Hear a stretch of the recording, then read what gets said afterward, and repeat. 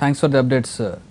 కృష్ణా జిల్లా ముళ్లపాడులో దివాకర్ ట్రావెల్స్ ప్రమాదంలో bus driver Adinarayana కూడా చనిపోయాడు. అయితే అతనికి డ్రైవర్గా ఇదే చివరి జర్నీ. ఆయనకి సూపర్వైజర్గా ప్రమోషన్ వచ్చింది. ఈ టూర్ తర్వాత ఆదినారాయణ వేరే చోటుకు వెళ్లాల్సి ఉంది. యాదృచ్ఛికంగా ఆదికి అదే చివరి ప్రయాణం అయిందంటూ ఆవేదన వ్యక్తం చేశారు తోటి ఉద్యోగులు. మరిన్ని వివరాలు మా ప్రతినిధి అశోక్ అందిస్తారు. కృష్ణా జిల్లా ముళ్లపాడు వద్ద ప్రమాదానికి గురైన దివాకర్ ట్రావెల్స్కి సంబంధించి అయితే డ్రైవింగ్ సీట్లో ఉన్న ఆదినారాయణ అనే డ్రైవరు అలాగే క్లీనర్ కూడా మృతి చెందినట్టు సమాచారం ఉంది. అయితే ఆదినారాయణ ఏదైతే నిన్న సాయంత్రం వైజాగ్ నుంచి బయలుదేరే సమయంలో తోటి సిబ్బందితో మాట్లాడారు. ఇదే నాకు ఆఖరి డ్యూటీ, రేపటి నుంచి నాకు ప్రమోషన్ వచ్చింది, ఇక నేను బస్సు డ్రైవింగ్ చేయను అని చెప్పారు. అయితే విధి అంతా విచిత్రమో చెప్పుకోవచ్చు. ఎందుకంటే తెల్లారితే అతను ఈ డ్రైవింగ్ పదవిని వదిలేసి ఏదైతే సూపర్వైజర్గా మరొక పదవిని చేపడతాడు. అయితే ఈ నేపథ్యంలోనే ప్రమాదం జరగడంతో దివాకర్ ట్రావెల్స్కి సంబంధించిన సిబ్బంది అంతా కూడా చాలా ఏదైతే బాధ వ్యక్తం చేస్తున్నారని చెప్పుకోవచ్చు. వాళ్ళని అడిగి తెలుసుకుందాం. నిన్న అతను వెళ్ళేటప్పుడు ఏం మాట్లాడారో చూద్దాం. చెప్పండి, నిన్న మీతో బస్సు బయలుదేరేటప్పుడు ఏం మాట్లాడాడు? ఇదే లాస్ట్ ట్రిప్పు, ఇంకా డ్రైవర్ పోస్ట్కి రాను, నాకు వేరే జాబ్ అయ్యర్ రమ్మన్నాడు, దగ్గరికి వెళ్ళిపోతాను, నేను వేరే పని ఏదో అప్పచెప్తారంట నాకు అని చెప్పి అన్నారు సార్. అని మార్నింగ్ మాకు కాల్ వచ్చింది. కాల్ వస్తే రాత్రి ఏంటంటే కృష్ణారెడ్డి ఇక్కడ వెళ్ళినప్పుడు డ్రైవర్ సీట్లో కృష్ణారెడ్డే ఉన్నాడు, కానీ సిటీ దాటిన తర్వాత మారారంట ఇద్దరు.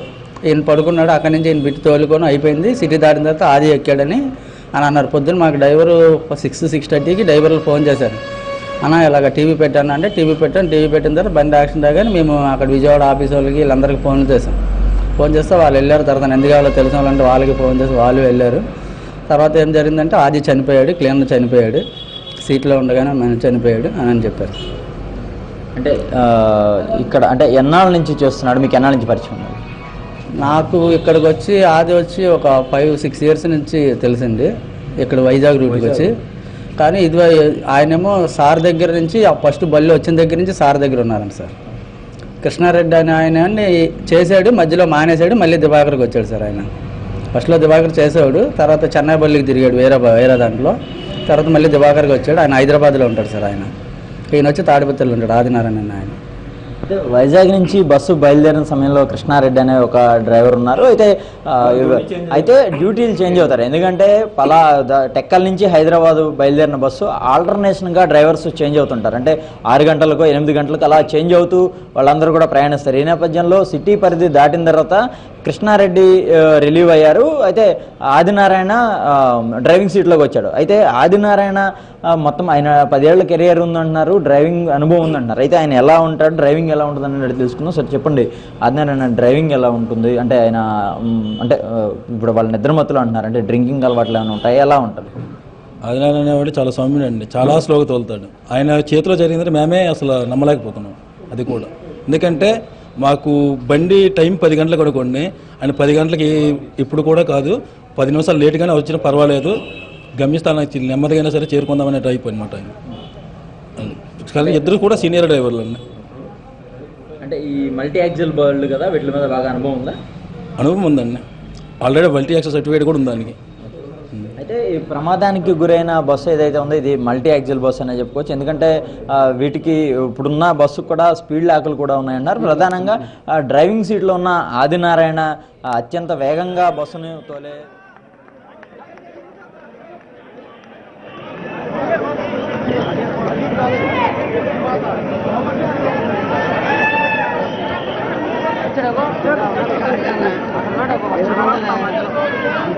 అన్న కనబడతాడు బ్లూ షర్ట్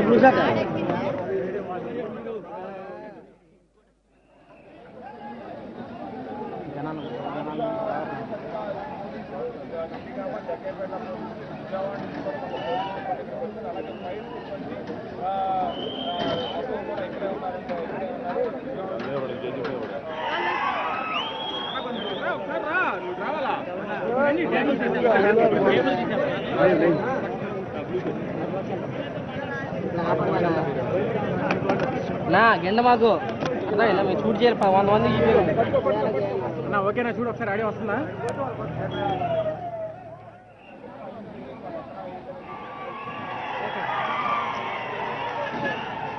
వెలుగంటి వద్ద జరిగినటువంటి రోడ్డు ప్రమాద ఘటన మీద మీద ప్రతిపక్ష నేత వైఎస్ జగన్ స్పందించారు.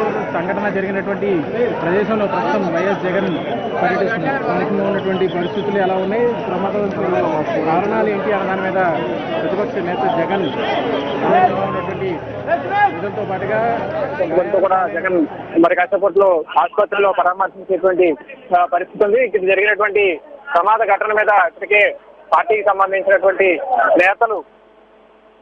నేతలు జగన్ కి వివరించారు. స్థానికంగా ఉన్నటువంటి పరిస్థితి, రెండు కలవట్ల మధ్య జరిగినటువంటి ప్రమాదం మీద ఇప్పటికే వైసీపీకి సంబంధించినటువంటి నేతలందరూ కూడా సమాచారం అందించినటువంటి నేపథ్యంలో హైదరాబాద్ నుంచి రోడ్డు మార్గంగా వస్తున్నటువంటి వైఎస్ జగన్ స్థానికంగా ఇక్కడ ఉన్నటువంటి ప్రమాద ఘటనకు సంబంధించినటువంటి వివరాల మీద స్థానికుల్ని వాకప్ చేశారు. పార్టీ నాయకులు కూడా ప్రమాదానికి జరిగినటువంటి ప్రమాదం గల కారణాలు దాని మీద జగన్ కు వివరించారు. అయితే ఇక్కడ ఉన్నటువంటి రోడ్డు ప్రమాద ఘటనకు సంబంధించినటువంటి వ్యవహారం మీద జగన్ మరి కాసేపట్లో విజయవాడతో పాటుగా ప్రభుత్వ ఆసుపత్రిలో ఉన్నటువంటి మృతదేహాలను కూడా జగన్ పరామర్శించి వాళ్ళకి నివాళులు అర్పిస్తారు.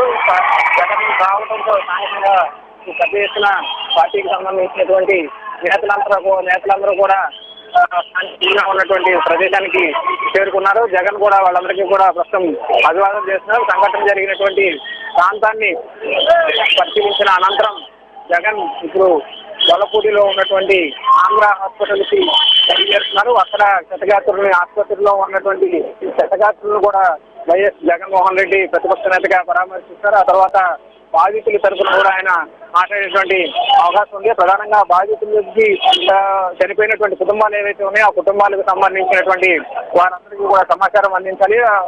మృతులకు సంబంధించినటువంటి కుటుంబాలకి నష్టపరిహారం చెల్లించాలని కూడా ఇప్పటికే ప్రతిపక్ష పార్టీ ఎన్సీపీ డిమాండ్ చేసినటువంటి నేపథ్యంలో ఇంకోవైపు రాష్ట్ర ప్రభుత్వం కూడా ఇప్పటికే మృతి చెందిన వారికి 5 లక్షల రూపాయలు నష్టపరిహారాన్ని కూడా ప్రకటించినటువంటి పరిస్థితుల్లో మరి కాసేపట్లో జగన్ విజయవాడలో ఉన్నటువంటి మృతదేహాలను కూడా పరామర్శిస్తారు. ప్రైవేట్ ఆసుపత్రిలో ఉన్న చికిత్స పొందుతున్నటువంటి క్షతగాత్రులను కూడా వైఎస్ జగన్ పరామర్శించేందుకు సంఘటనా స్థలం నుంచి బయలుదేరారు.